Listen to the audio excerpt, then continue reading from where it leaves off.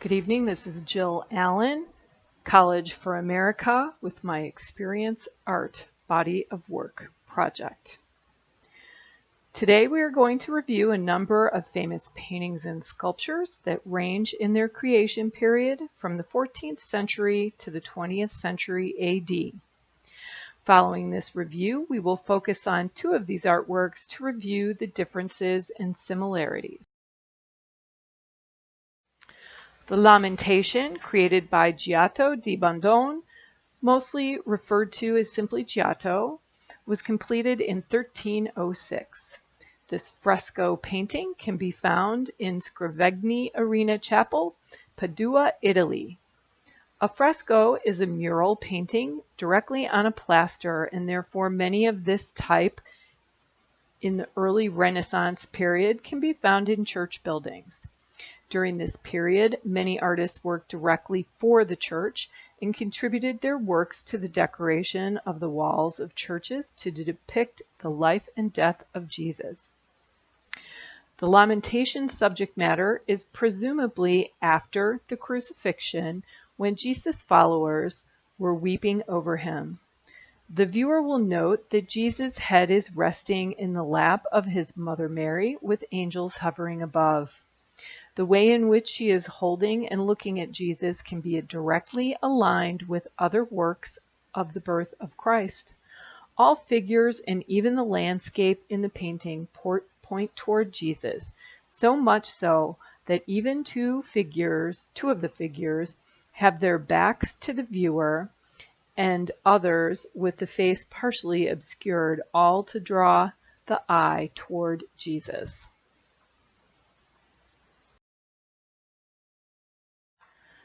This statue of David was sculpted by the artist Donatello in 1440 during the Italian Renaissance period and is a large bronze statue that depicts David standing over the head of Goliath, whom he had just slain. In his left hand he holds a rock, which we presume was the rock used to slay the giant. It's important to note that this sculpture was the first freestanding nude since the classic Roman and Greek classic antiquity period. This statue identified with the Florentine people, as they were a small group, yet were able to defeat their enemies, similar to the story of David. Donatello dedicated his life to the Medici family in Florence, and as such, this statue is displayed at the Palazzo del Bargello in Florence.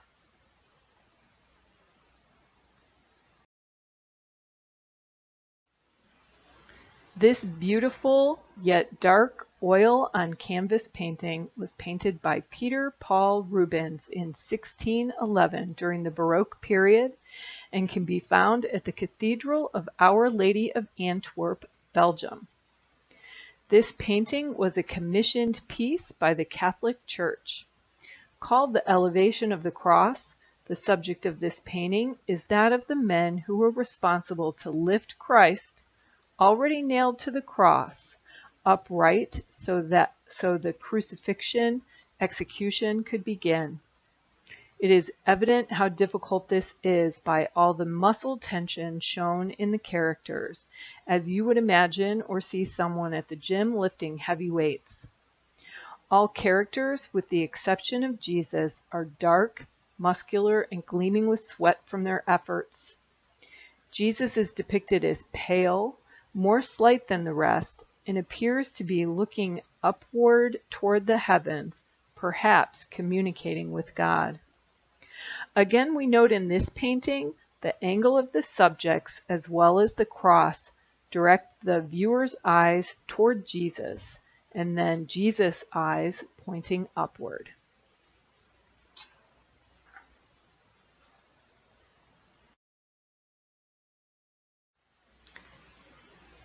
In 1784, artist Jacques-Louis David created the Oath of Herati. This oil-on-canvas painting can be found in the Louvre in Paris and depicts three brothers who have volunteered to go off and fight to honor their village.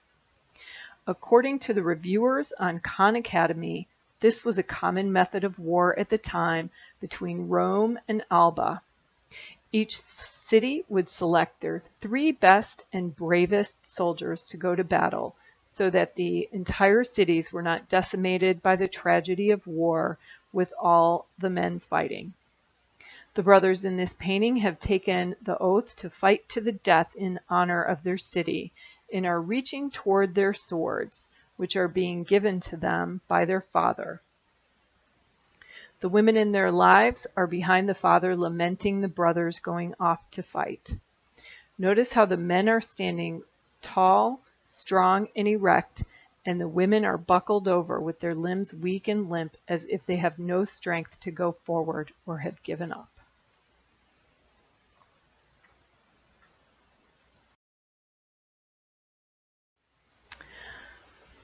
Painted in 1863 by Edouard Manet, this oil-on canvas painting shocked viewers when first displayed, as many factors of the painting indicate the subject matter is a prostitute.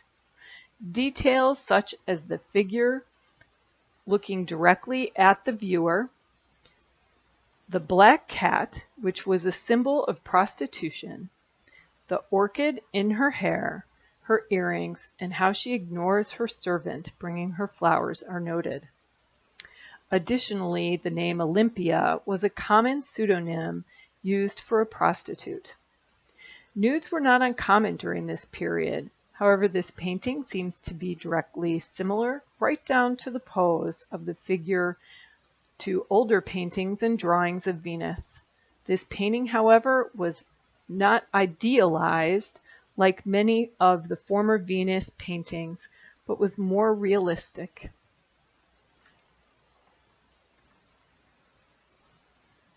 The final painting we'll highlight today was painted in by Pablo Picasso, one of the most famous cubists of the era. This oil on canvas can be found in the Museum of Modern Art and is said to be the first cubist painting of its time. Similar to the Manet painting of Olympia, it is thought these women may be prostitutes because of their nudity and the way they look directly at the viewer in addition to their poses. It is said that the original sketches of this work included a man presumed to be a medical student carrying a skull. However, the final painting excluded that feature.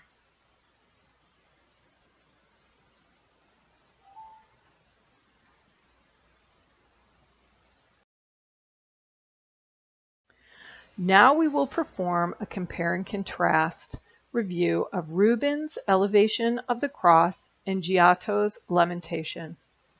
These two paintings are both similar in that they both center on Jesus, yet they are resoundingly different.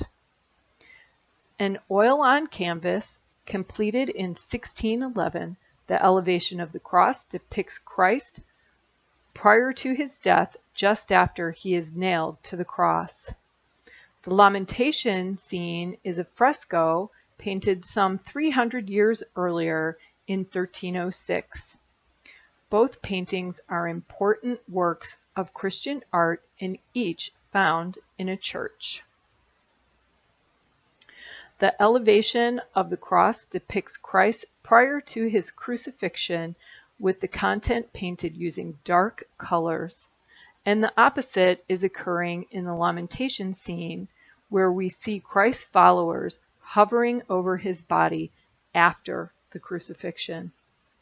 Note the colors in the Lamentation painting are lighter and brighter. In similarity, the angles used in each of these paintings point to Christ. In the Elevation scene, all arms, hands, and faces are pointing or lifting toward Christ.